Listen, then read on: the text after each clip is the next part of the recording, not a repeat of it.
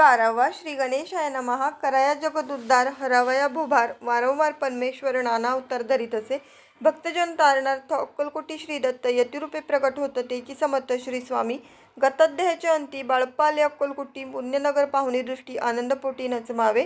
त्या दिवशी श्री समर्थ होते खास बागेत. यात्रा आली बहुत, गर्दी झाली श्रींजवळी. दर्शनेच्छा उत्कट चित्ती, खडी साखर घेऊन हाती. गर्दी माझी प्रवेश करीती, स्वामी सानिध्य पातले. अजनुभाऊ सुहास्यवदन, श्री स्वामी मूर्ती पाहून. बाळप्पाने धावून दृढ चरण धरिले. येऊन या भाणावरती श्रीचरणांची सोडिली मिठी. ब्रह्मानंद नमाय पोटी स्तोत्र ओठी गात असे. श्री समर्थ त्यावेळी पडले होते भूतळी. उठून या काय केली लीला एक विचित्र. सर्व वृक्षांशी अलिंगन दिले त्यांनी प्रेमी करून. बाळप्पावरचे प्रेम यशकृतीने दाविले. त्याच सवे एक जहागीरदार, ते होते बिराडावर. स्वयंपाक करून तयार, म्हणती जाऊ दर्शना. म्हणती जाऊनी समर्थांसी, अर्पण करा नैवेद्यासी. अवश्य म्हणून त्यांसी बाळप्पा तेव्हा चालले. या समयी श्री समर्थ अस्तिनरूप मंदिरात. राजाज्ञे वाचून तेथे प्रवेश कोणाचा न होय. मार्गावरून परतले, सत्वर बिराडावरी आले. तेथे नैवेद्यार्पण केले, मग सारिले भोजन. नित्य प्रातःकाळी उठून षटकर्माते आचरून. घेऊन स्वामी दर्शन जपा लागी बैसावे. श्री शंकर उपास्य दैवत, त्यांचे करावे पूजन नित्य. मध्यान्नी येत आदित्य जपानुष्ठान आटपावे. करी झोळी घेऊनी श्री स्वामी जवळ येऊनी. मस्तक ठेवूनी चरणी जावे भिक्षे कारणे. मागून या मधुकरी, मग यावे बिराडावरी. जी मिळेल भाजी भाकरी त्याने पोट भरावे. घ्यावे स्वामी दर्शन, मग करावे अनुष्ठान. अशा प्रकारे करून अक्कलकोटी राहिले. चोळप्पा आदी करून सेवेकरी बहुत जण. त्यांत सुंदराबाई म्हणून मुख्य होती त्यावेळी. एके दिवशी तयांसी बाई आज्ञा करी ऐशी. आपणही श्री सेवेसी करीत जावे आनंदे. बहुत जण सेवेकरी, बाई मुख्य त्या माझरी. सर्व अधिकार तिच्या करी, व्यवस्थेचा होता पै. या कारणे अपशांत भांडणे होती सदोदित. स्वामी सेवेची तेथे अव्यवस्था होत असे. हे बाळप्पाने पाहून नाना युक्ती योजून. मोडून टाकिले भांडण, एकचित्त सर्व केले. बाळप्पाची प्रेमळ भक्ती पाहुणी संतोष स्वामी प्रती. दृढ भाव धरुणी चित्ती, सेवा करीती आनंदे.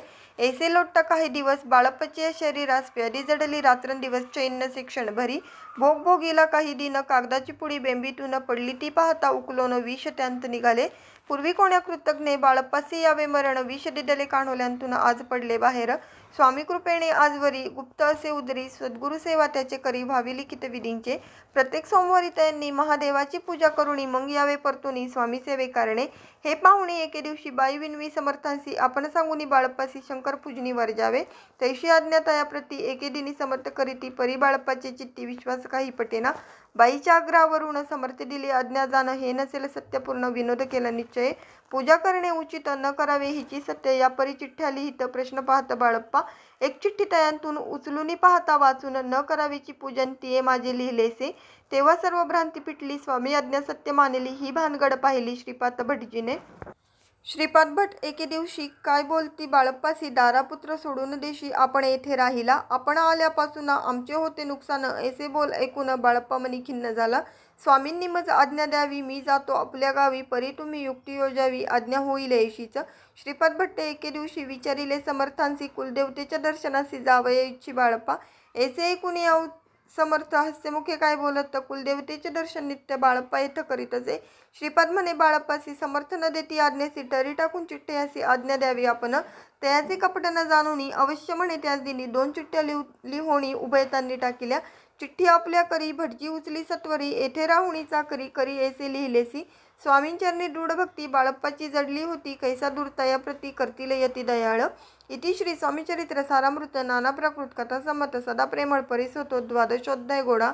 श्री राजाधिराज योगीराज श्री स्वामी समर्थ महाराजार्पणमस्तु.